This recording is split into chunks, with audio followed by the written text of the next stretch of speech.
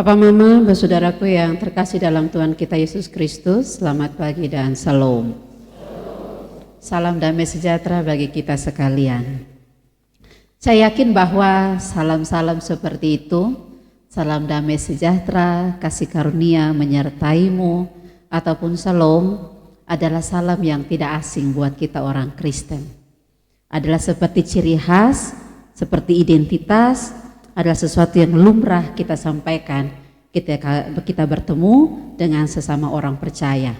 Bahkan tanpa tahu agamanya apapun, seperti sudah menjadi identitas. Ketika bertemu dengan seseorang, mau memasuki dalam satu perkumpulan kebersamaan atau mau masuk dalam satu rumah, kita akan langsung mengucapkan salam.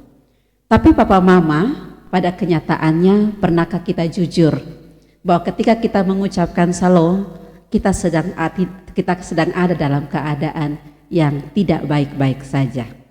Ketika kita menyatakan salam damai sejahtera kepada saudara-saudari terkasih kita ada dalam situasi yang tidak damai dan juga tidak sejahtera. Mungkin ada doa-doa kita yang belum terkabul, atau mungkin juga kita ada dalam situasi yang tidak sesuai dengan harapan kita hari itu. Atau bisa saja ada sejumlah pergumulan yang belum terselesaikan. Seperti itulah keadaannya bacaan kita pada hari ini. Mazmur 89 ayat 1 sampai ayat yang ke-9 yang merupakan nyanyian pengajaran Etan orang Esrahi. Saya sedikit mengulik dan melihat siapa itu Etan orang Esrahi. Siapa dia sampai nyanyiannya bisa layak masuk dalam kumpulan Mazmur. Diceritakan bahwa Etan orang Esrahi adalah juga bagian dari para imam keturunan Lewi. Etan orang Esrahi malah dikenal sebagai orang bijaksana. Bahkan kebijaksanaannya disetarakan dengan Raja Salomo. Etan orang Esrahi dalam segala kebijaksanaannya hari ini membawa kepada kita satu nyanyian. Jadi sebenarnya Mazmur 89 ayat 1 sampai 19 yang merupakan bacaan perenungan kita hari ini adalah satu nyanyian. Tapi uniknya nyanyian ini, sebagaimana penyataan pembuka di awal renungan ini, adalah nyanyian yang bukan lahir dari kemenangan. Nyanyian yang bicara tentang kasih setia Allah, tetapi lahir dari sekumpulan pengalaman orang-orang Israel, bangsa Israel yang sedang ada dalam situasi terluka. Kenapa mereka terluka?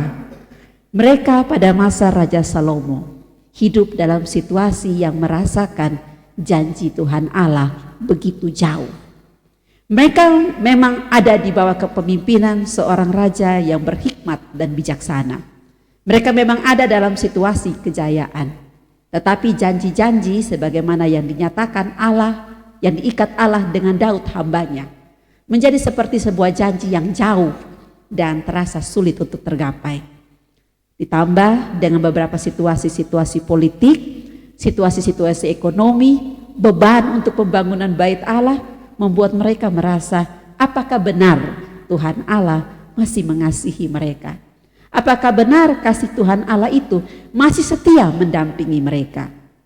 Di tengah situasi luka, di tengah situasi yang sulit percaya satu dengan yang lain itu, Etan orang Esrahi sebagai bagian dari penulis nyanyian dalam bait Allah memilih dalam kebijaksanaannya satu tanggapan yang radikal. Dibanding mengkritik atau meragukan kasih setia Allah, dia mengajak umat untuk menyanyikan tentang kasih setia Allah. Dan apa yang menjadi tanggapan yang dibuat dalam bentuk nyanyian oleh Etan orang Esrahi ini bukanlah sebagai wujud protes, bukan juga sebagai wujud hanya untuk sekedar sebagai penutup dari luka, dari lara yang ada pada bangsa Israel. Tapi nyanyian ini sebagai bentuk dari penyataan iman, keyakinan iman bahwa apapun yang terjadi, kasih setia Allah pasti akan selalu menyertai orang yang percaya kepadanya. Secara keseluruhan, Mazmur 89 ayat 1 sampai ayatnya yang ke-53 bicara tentang dua hal, menggambarkan dua hal. Yang pertama, dia bicara tentang kasih setia atau yang disebut dengan keset. Keset atau kasih setia itu menggambarkan tentang cinta atau menggambarkan tentang perjanjian Allah yang diikat dengan Daud. Perjanjian yang teguh, perjanjian yang tidak lekang oleh zaman. Perjanjian yang diikat dengan penuh pertimbangan dan dengan penuh kepastian. Sekali lagi, keset atau kasih setia menunjukkan perjanjian yang diikat Allah kepada seseorang yang percaya kepadanya dengan penuh dan teguh, yaitu Daud. Yang kedua, Mazmur ini, Mazmur 89, juga menggambarkan karakteristik yang kedua, yaitu yang disebut dengan emunah atau yang artinya kesetiaan. Jadi kalau keset bicara tentang kasih setia, emunah bicara tentang kesetiaan. Kesetiaan yang menekankan ketetapan hati Allah untuk menepati janjinya. Jadi kalau keset bicara tentang Allah yang mengikat janji akan mengasihi Daud dengan segala keturunannya, akan selalu menyertai dia. Emunah bicara tentang, emunah menekankan tentang bahwa Allah pasti menepati janjinya kepada orang percaya, kepada bangsa Israel itu. Dua karakteristik ini merupakan inti dari nyanyian Mazmur 89 yang dibawa oleh Ethan orang Eshari agar dinyanyikan oleh orang Israel dalam ibadah mereka. Menyanyikan kasih setia Allah walaupun keadaan tidak mudah, walaupun situasi saat itu adalah situasi yang sulit. Bapak, Mama, saudaraku yang terkasih, kabar baiknya adalah di tahun 2026 Majelis Sinode Gemit menetapkan Mazmur 89 ayat 1, 2, dan 3 sebagai bagian dari subtema pembimbing yang mengiringi setiap langkah gerak pelayanan sepanjang tahun 2026. Itu artinya Gereja Masehi Injili di Timor dimanapun sudutnya, di setiap lingkungan pelayanannya, seluruh gerak pelayanannya, penyusunan programnya, seluruh rencana kerjanya harus berpusat pada tema ini, yaitu bersaksi tentang Allah yang setia di tengah dunia yang luka. Selaras dengan Mazmur 89 ayat 1 sampai 19.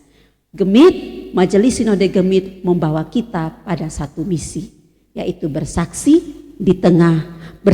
tentang Allah yang setia di tengah dunia yang luka. Pekerjaan besar dari semua orang percaya dalam lingkungan pelayanan Gereja Masehi Injili Timor di tahun 2026 adalah bersaksi.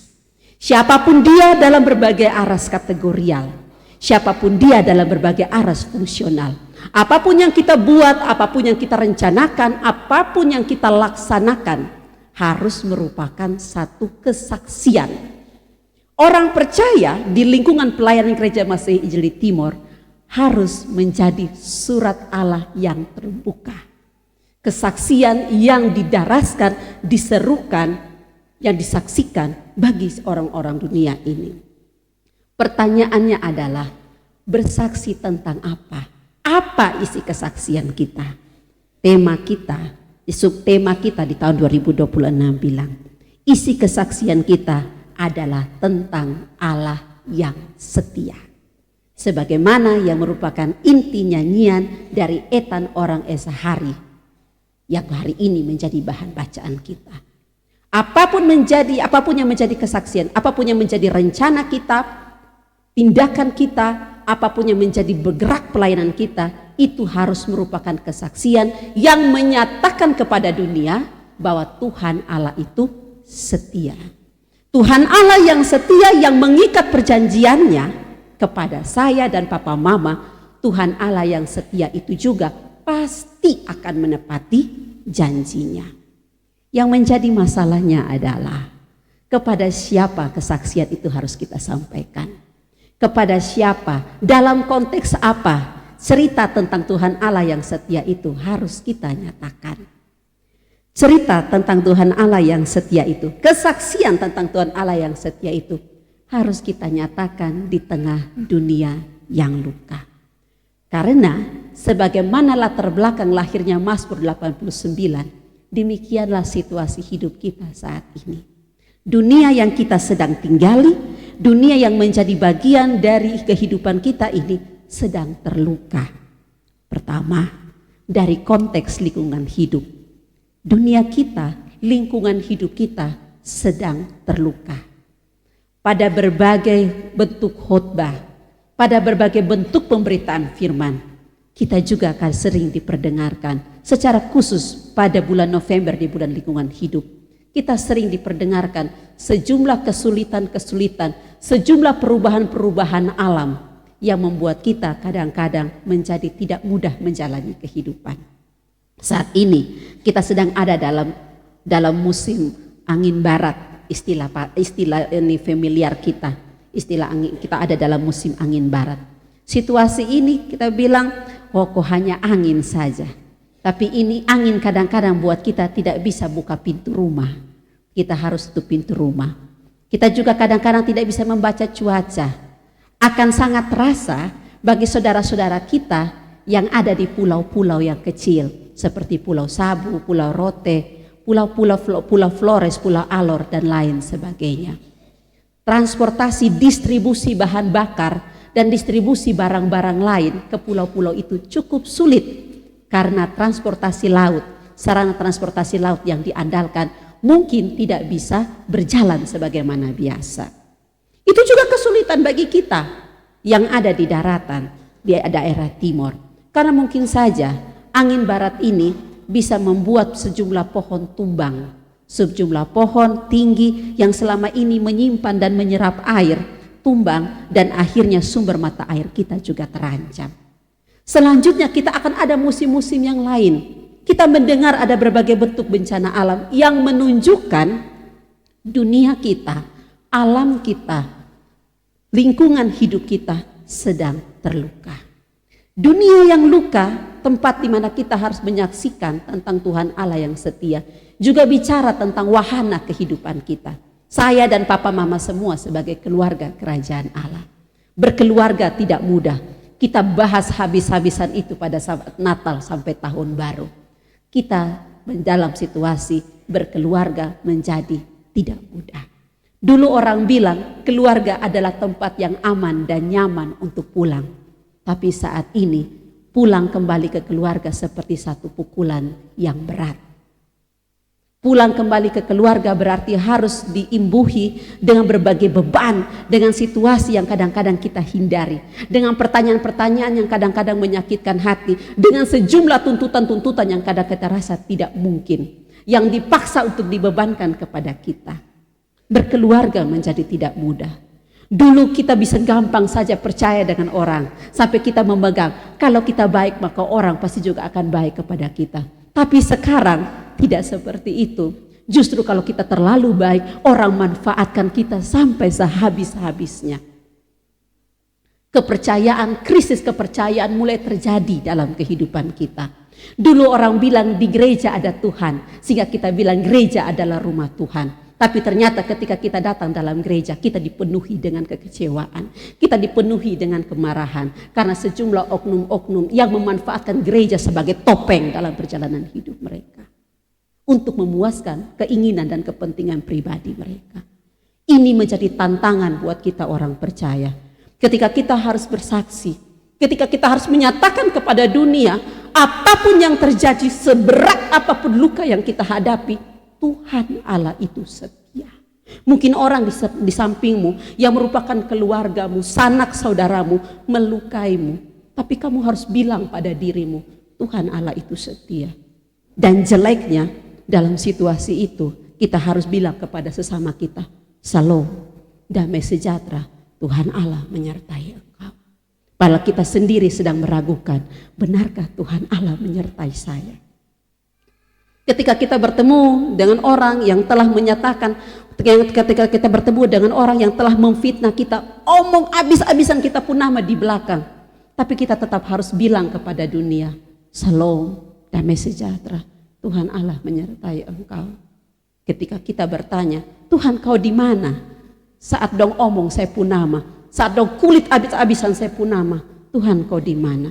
Ketika kita bertemu dengan orang yang telah membohongi kita, bagaimana caranya kita harus bersaksi di tengah luka kita, di tengah luka sesama kita? Bagaimana kita harus bilang damai pada orang yang sedang ada dalam situasi yang lapar? Bagaimana kita harus bilang bahwa ayo kita ke gereja, kita rajin dalam persekutuan, kita rajin dalam ibadah, sedangkan orang itu ada dalam pergumulan. Bagaimana saya harus memenuhi seluruh kebutuhan hidup saya? Karena damai tidak akan pernah terjadi kalau tidak ada sejahtera. Dan ketika sejahtera tidak terjadi, maka damai pun tidak akan berlangsung. Disitulah tantangan kita. Tapi hari ini Etan Orang Eshari seturut dengan tema subtema 2026 dari Sinode Gereja Masih Injil Timur. Subtema pelayanan kita membawa kita pada satu misi yang besar. Gereja harus menjadi kesaksian bahwa Tuhan Allah itu setia di tengah segala luka di dunia ini. Apa yang menjadi pegangan kita sehingga kesetiaan Tuhan itu tentang Tuhan Allah yang mengikat janji, yaitu keset, dan Tuhan Allah yang akan setia menepati janjinya itu, pasti menepati janjinya itu, atau emunah dinyatakan oleh Etan Orang Eshari. Yang pertama, dia bilang begini dari Mazmur 89 ayatnya yang ketiga. Sebab kasih setiamu dibangun untuk selama-lamanya, kesetiaanmu tegak seperti langit. Kita merasa yakin bisa memberikan kesaksian itu karena ada jaminan. Jaminan bahwa janji itu tidak hanya berlangsung 1 atau 2 hari, tapi janji itu berlangsung sampai selama-lamanya. Bahkan sebagaimana kata Mazmur Daud di Mazmur 23, bahkan di jalan maut kelam sekalipun aku akan menyertai engkau. Itu jaminan yang pertama. Jaminan yang membuat kita sebagai orang percaya yang ada dalam misi besar untuk memberikan kesaksian di tengah dunia yang luka tentang kasih setia Allah, tentang Allah yang setia. Yaitu bahwa ada jaminan. Semua orang, semua mereka yang percaya dan mengikat janji dengan Allah, maka dia kasih setianya itu pasti ya dan amin. Makanya dalam foto kita di tradisi gereja reformat sekarang, kita selalu buka pertolongan kita adalah dalam nama Tuhan yang menciptakan langit dan bumi. Lalu kita menjawabnya dengan kata amin. Ya dan pasti. Sehingga kalau kita hari ini mulai bertanya-tanya, benarkah Tuhan kau menolong saya? Pasti. Dijamin Tuhan pasti menolong. Makanya dalam kebaktian tanggal 31 itu penutup tahun kita. Tahun 2025 tidak mudah, tapi dibuatnya kita melewati. Kalau dibuatnya kita melewati, maka 2026 dengan segala ceritanya pasti dibuatnya pun kita bisa berjalan dan melewatinya. Itu jaminan yang pertama. Jaminan yang kedua dikatakannya di ayatnya yang ke-6 dan ke-7. Sebab itu langit bersyukur karena keajaiban-keajaiban-Mu ya Tuhan, bahkan karena kesetiaan-Mu di antara jemaat-jemaat orang kudus. Sebab siapakah di awan-awan yang sejajar dengan Tuhan, yang sama seperti Tuhan di antara penghuni surgawi. Kita mengikat perjanjian dengan Allah. Kita mengikat perjanjian lebih daripada itu dengan sesuatu yang kita sebut Tuhan Allah. Itu artinya di antara segala Allah, segala ilah di dunia ini, Dia adalah Tuannya. Kita menyebut Dia sebagai yang maha kuasa karena demikianlah Dia. Kalau kita mempercayai Dia sebagai yang maha kuasa, Maka apa? Kenapa? Maka apa alasannya untuk kita meragukan kemahakuasaannya? Apa alasannya untuk kita berhenti percaya dan mempertanyakan, apakah Engkau menyertai saya Tuhan? Bahkan dalam duka dan luka sekalipun, sulit sekalipun, kita bernyanyi. Bila Kau izinkan sesuatu terjadi, aku percaya semua itu untuk kebaikan. Dan kita menyerukan semua baik. Kenapa? Karena kita mengikat perjanjian dengan Allah yang Maha Kuasa, yang bahkan di antara langit-langit pun tidak ada yang sejajar dengan Dia. Itu jaminan yang kedua. Jaminan yang ketiga yang menjadi kekuatan bagi kita sehingga kita dalam segala situasi bisa percaya, menyanyikan kasih setia Tuhan dan menyaksikannya kepada dunia yang luka ini. Di ayatnya yang ke-12 dia bilang begini, punya mulah langit, punya mulah juga bumi, dunia serta isinya, Engkaulah yang mendasarkannya. Utara dan selatan, Engkaulah yang menciptakannya. Punya mulah lengan yang perkasa, kuat tanganmu dan tinggi tangan kananmu. Keadilan dan hukum adalah tumpuan tahtamu. Kasih dan kesetiaan berjalan di depan. Dunia ini dengan segala lekak-lekuknya, dunia ini dengan segala ceritanya adalah milik kepunyaan Tuhan. Kalau ini milik kepunyaannya, termasuk kita ini adalah milik kepunyaannya, lalu kenapa kita meragukan penyertaannya dalam hidup kita? Lalu kenapa kita perlu berhenti untuk memuliakan namanya? Lalu kenapa kita perlu berhenti untuk menyaksikan cerita kebaikannya? Kok Dia yang punya semuanya?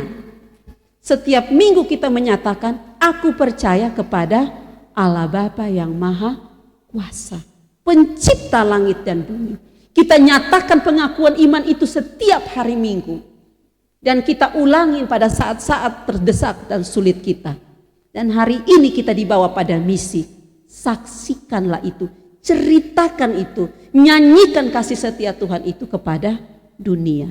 Dalam bentuk perbuatan, perencanaan, pikiran, ide, dan seluruh gerak layan kita.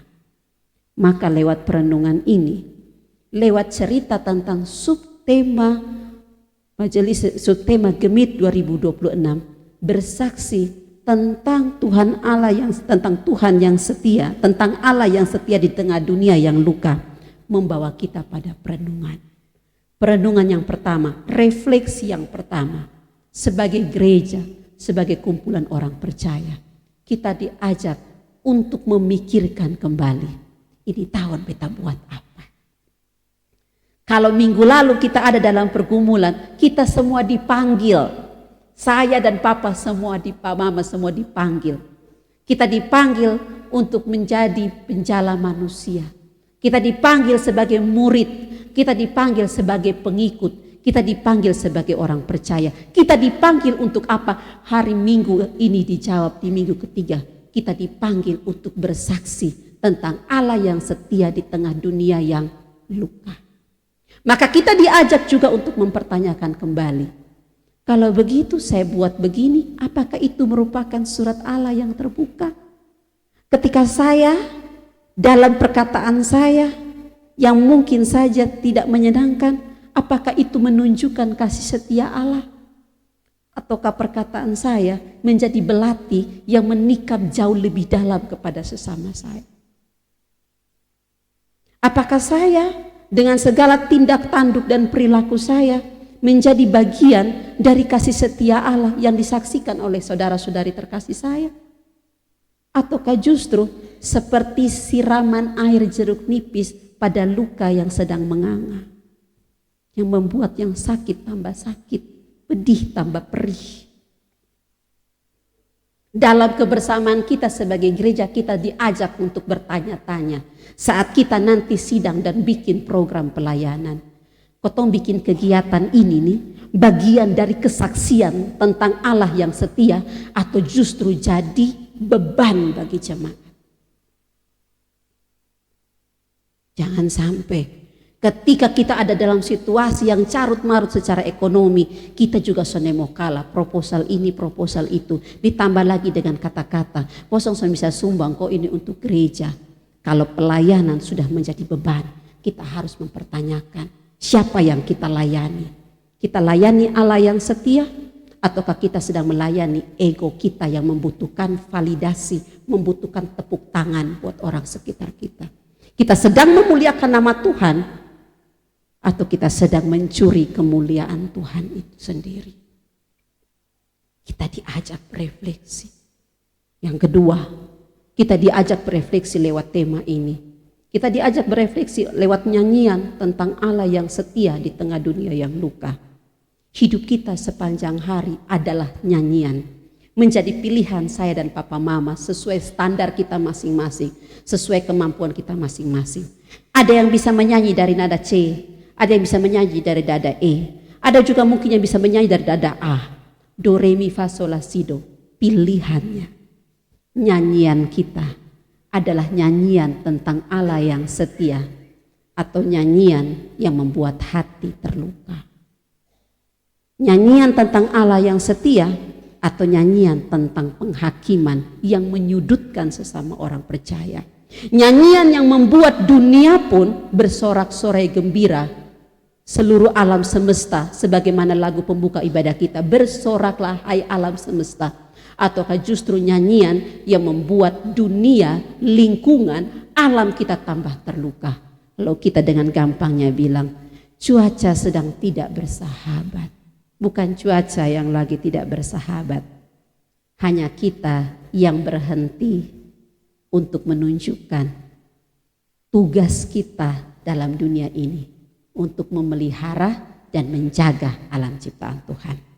Kekasih-kekasih Tuhan, marilah kita melanjutkan kehidupan kita dengan misi besar ini. Misi yang akan berlangsung sepanjang 1 tahun 2026, menjadi kesaksian yang hidup, surat yang terbuka tentang Allah yang setia. Setiap orang yang bertemu saya dan papa mama, setiap binatang yang bertemu dengan saya dan papa mama, setiap bagian dari tumbuhan alam ini, lingkungan ini yang bertemu saya dan papa mama, sedang mau melihat, menantikan, apakah ini wujud Allah yang setia? Apakah ini wujud Allah yang penuh cinta? Apakah ini wujud Allah yang menepati janji? Ataukah ini adalah bagian dari mereka yang tidak bertanggung jawab? Selamat bersaksi, selamat menjadi bagian dari alat damai sejahtera Tuhan. Dan semoga kita semua selalu diberikan kekuatan, dikaruniai hikmat dan bijaksana, agar mampu bersaksi di tengah dunia yang luka tentang Allah yang setia. Tentang Allah yang tidak hanya sekedar mengikat janji, tapi lebih daripada itu, Allah yang secara pasti akan menepati janjinya kini dan sampai selama-lamanya. Semua yang percaya silakan mengatakan amin.